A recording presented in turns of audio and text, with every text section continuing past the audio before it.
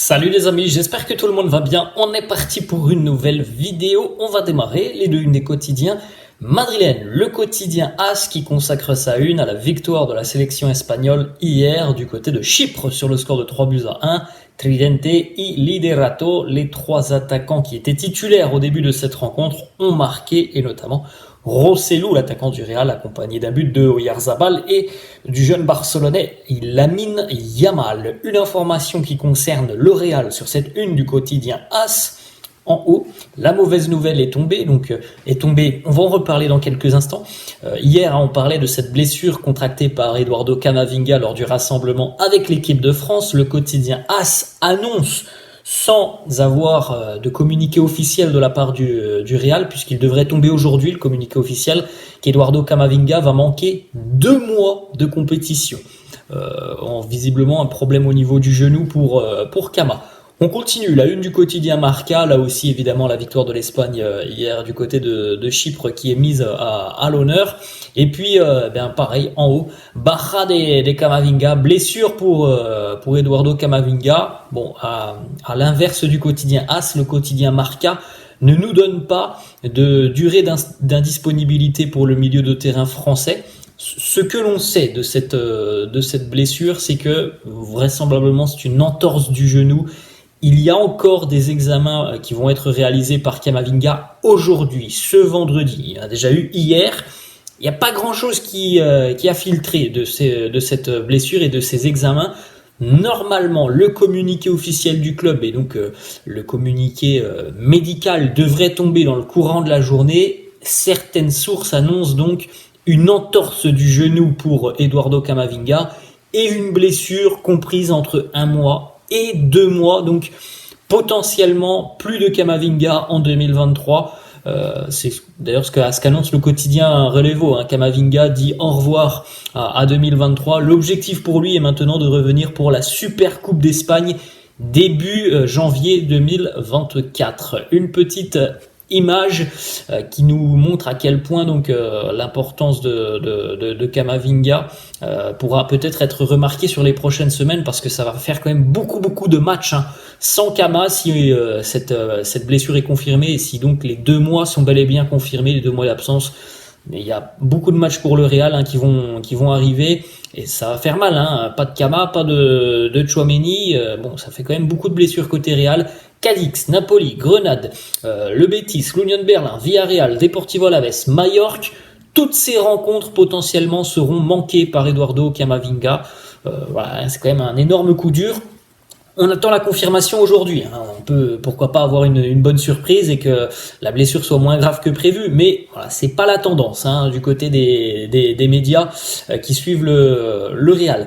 Autre petite information, alors ça c'est plutôt une bonne nouvelle pour le Real, on va dire ça comme ça, mais c'est la FIFA qui va devoir indemniser le Real pour Camavinga à hauteur de 20 000 € à peu près par jour d'absence, puisque Eduardo ne s'est pas blessé avec le Real, mais il s'est blessé avec la sélection nationale. Donc voilà, la FIFA va devoir un petit peu aider le Real, et potentiellement que ça va vite chiffrer aux alentours peut-être d'1 million d'euros cette histoire, si on a donc 2 mois d'absence pour Camavinga. On continue avec les informations donc sur les matchs internationaux de la veille et de la nuit, parce que ça jouait en Europe, ça jouait aussi sur le sol sud-américain. L'Espagne, comme on l'a dit tout à l'heure, s'est imposée 3-1 du côté de Chypre. Rosselló a joué l'intégralité de cette rencontre. Il a d'ailleurs marqué. Dani Carvajal était remplaçant. Il est entré en jeu en seconde mi-temps. Il a joué 27 minutes. Rosselló donc buteur avec la Roja espagnole. Donc depuis le début de saison en club et avec la sélection, c'est 21 apparitions pour Rosselló, 8 titularisations, 21 apparitions, 7 buts, 4 passes décisives. Donc il est impliqué sur 11 buts en 21 matchs, tout en étant été que 8 fois titulaire. Ce sont des statistiques plus qu'honorables pour l'attaquant espagnol.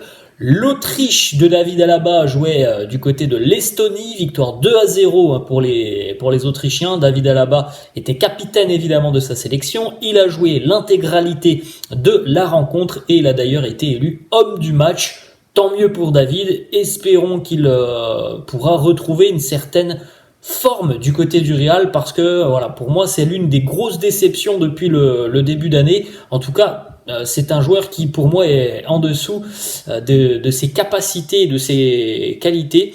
Depuis le début de saison, moi je trouve que David Alaba est vraiment pas rassurant et qu'il doit faire mieux, hein, parce que là à l'heure actuelle il est titulaire.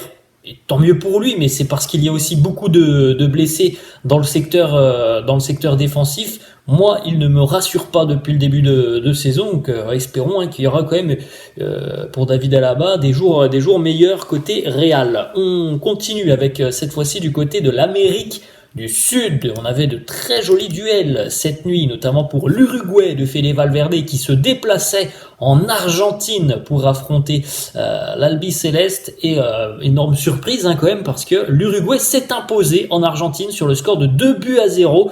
Fede était capitaine de la Céleste, il a joué l'intégralité de cette rencontre, 90 minutes pour Fede, un match plein, hein. Il a été d'ailleurs très justement félicité par la presse argentine, la presse uruguayenne pour un très très gros match, avec notamment 38 passes réussies, 3 sur 3 en ce qui concerne les longs ballons, 2 sur 4 pour les dribbles, 5 duels sur 7 gagnés, 3 tacles, 6 récupérations de balles.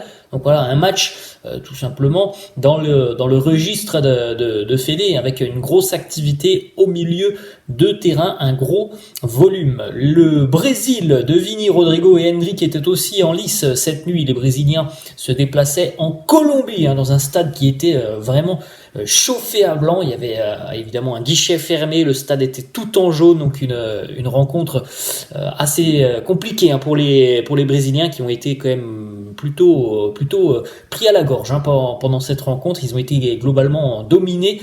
Le Brésil a rapidement mené, hein, dans cette rencontre, avant de voir la Colombie renverser la situation en l'espace de 5 minutes entre la 75e et la 80e grâce à un doublé de Luis Diaz. D'ailleurs, l'histoire est assez folle puisque Luis Diaz inscrit un doublé hier. Il y avait son papa dans les tribunes. Je pense que vous vous souvenez de cette histoire, hein. Son papa qui a été enlevé par les FARC, une guérilla colombienne, il y a à peu près un mois, qui a été relâché il y a une dizaine de jours maintenant, 10-15 jours maintenant.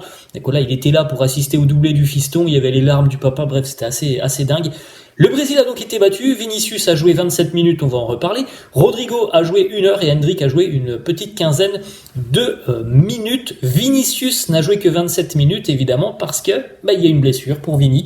La série noire continue, la malédiction continue pour le Real après avoir perdu Camavinga. Cette fois-ci, c'est Vinicius qui est blessé. Comme pour Camavinga, pour le moment, on n'a pas forcément de diagnostic exact du côté de la sélection brésilienne. Espérons que l'on aura ça assez rapidement dans le courant de la journée. En tout cas, on a 2 déclarations de Vini qui ne sont pas rassurantes, hein, pour le coup.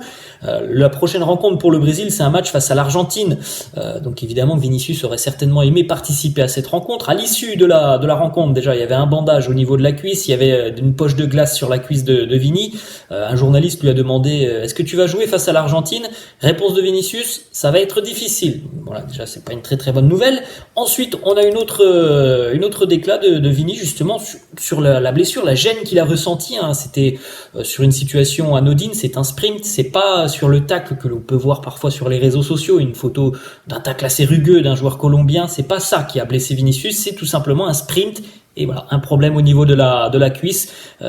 Vinicius qui nous dit je pense que la blessure est la même que la dernière fois. Vous vous en souvenez, les amis, Vini a déjà été blessé cette saison en début d'année. Ça l'avait d'ailleurs écarté des terrains pendant à peu près d'un mois. Il avait eu un problème au niveau des quadris, me semble-t-il.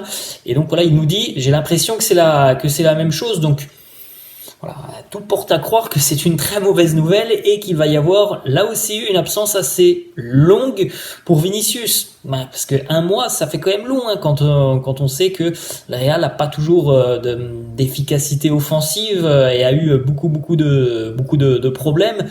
Voilà, se passer de Vinicius pendant un mois, ça peut être compliqué. Donc là, on va attendre évidemment le communiqué officiel de la sélection brésilienne, hein. Espérons que ça ne soit pas si grave que ça. Espérons que Vinicius se trompe, qu'il n'ait pas le bon ressenti.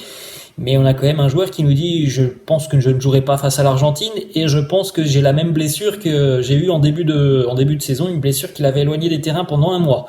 Donc voilà, on a quand même beaucoup de mauvaises nouvelles du côté du Real et c'est bien malheureux. On enchaîne avec des informations qui nous viennent cette fois-ci de Valdebebas, troisième entraînement de la semaine. Kepa et Aurélien Tchouaméni se sont entraînés à l'intérieur des installations.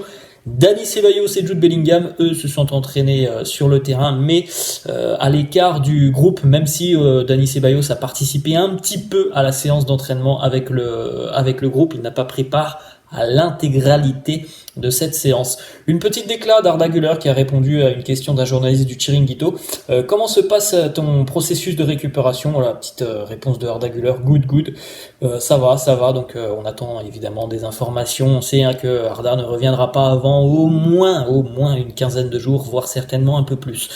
Et on termine une petite déclaration de Dani Carvajal justement sur Arda Güler. Il nous dit je suis allé le voir, j'ai essayé de l'encourager, je lui ai dit d'être calme, que c'est comme ça, c'est un processus de récupération, que parfois le corps a besoin de s'adapter et qu'il fait tout à l'heure actuelle pour revenir plus fort.